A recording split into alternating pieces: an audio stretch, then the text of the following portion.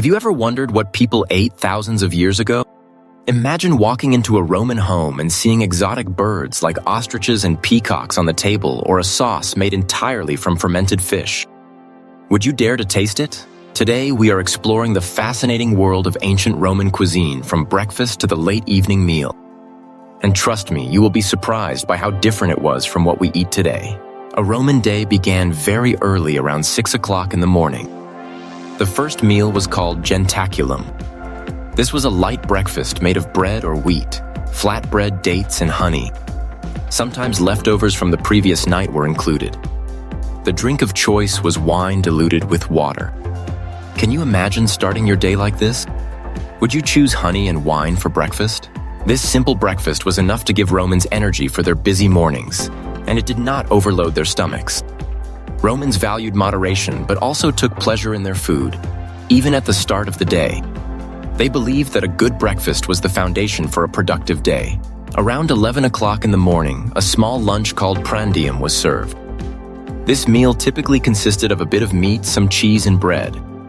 Lunch was lighter than the main meal, but still very important. It helped sustain energy until the main event of the day, cena.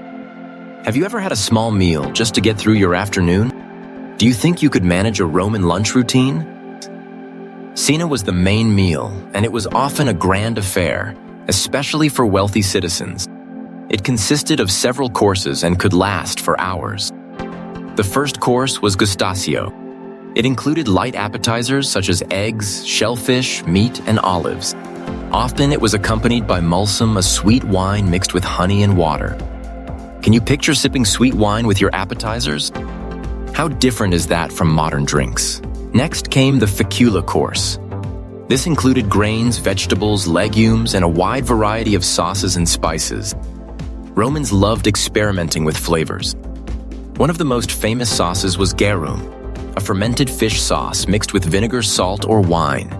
It was used in nearly every dish, and sometimes replaced salt entirely in some regions. Could you imagine eating meals with a fish sauce in every dish? The main meat or fish course, caput cinai, concluded the dinner. For ordinary citizens, this could be simple roasted meat. For the wealthy, it could be an entire pig or even exotic birds such as ostriches and peacocks. This was not just food, it was a statement of wealth and social status. What would you choose if you could host a Roman-style dinner today? After the caput cinai, dessert called mensae secundae was served.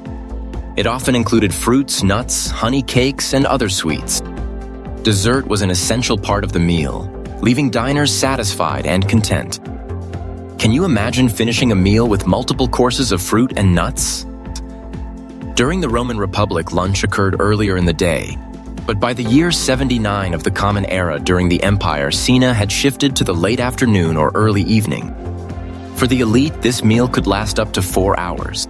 It included socializing, discussing business news, and of course, drinking.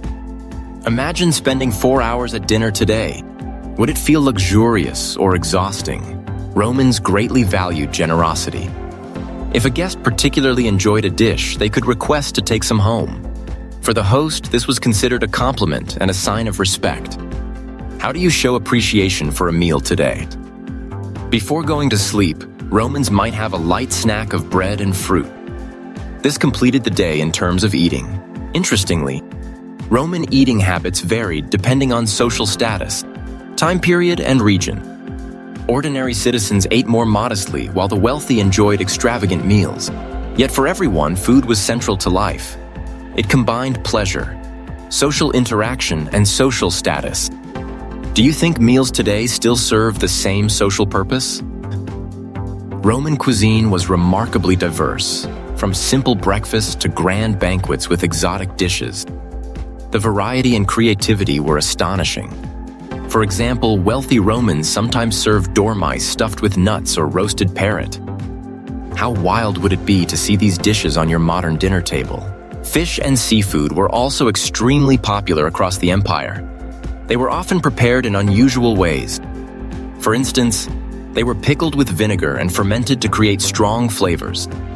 Some people may find this strange, but it was considered a delicacy back then.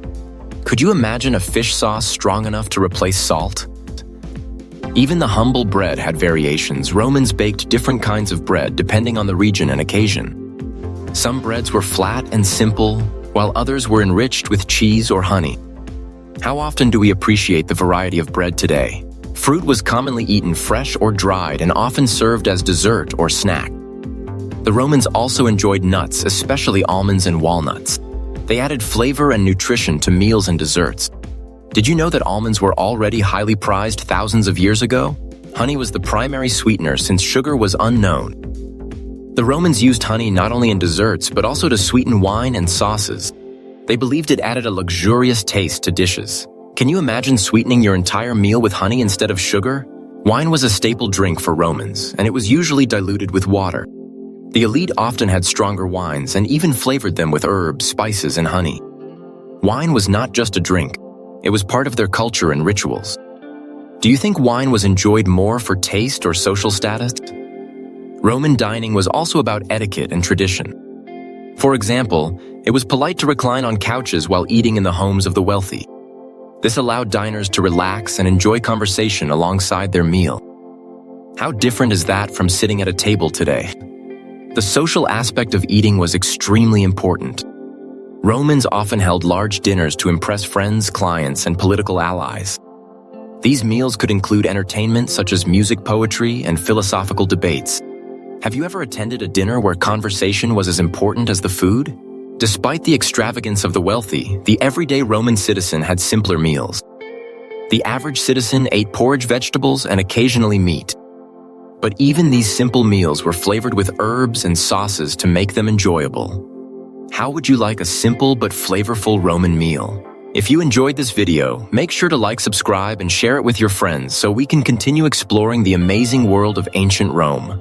Don't forget to hit the bell icon to get notified when we release new videos.